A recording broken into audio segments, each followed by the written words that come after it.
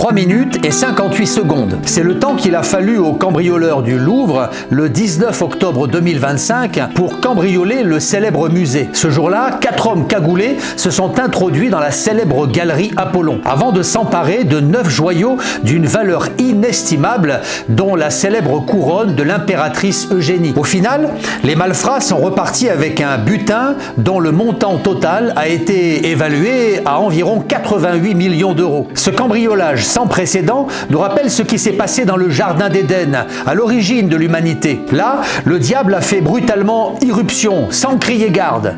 Et il a dérobé à l'homme ce qu'il avait de plus précieux, sa paix, son innocence, sa joie, sa pureté. En lui faisant miroiter la liberté absolue, Satan a poussé l'homme à se révolter contre son Créateur. Et ce faisant, il a plongé le monde dans les ténèbres. Privé de sa communion avec Dieu, l'homme a sombré dans les larmes, dans le désespoir, dans la haine. Mais dans un élan d'amour inexprimable, Dieu a envoyé son Fils Jésus dans le monde. Il y a 2000 ans, le Seigneur Jésus s'est dépouillé volontairement de sa gloire en mourant sur la croix. Il a supporté le châtiment qui aurait dû tomber sur nous. Il est venu nous offrir son pardon, sa paix et son salut éternel. Autant de trésors inestimables que le Père Céleste est venu nous présenter sur un plateau et que le monde ne pourra jamais nous offrir. Acceptez Jésus dans votre vie et vous posséderez ces précieux joyaux. Laissez-le diriger votre existence et alors vous serez plus riche que le plus riche des milliardaires. Faites de Jésus votre sauveur et il vous rendra tout ce que le diable vous a volé. La Bible nous dit dans la deuxième lettre de Paul aux Corinthiens au chapitre 8,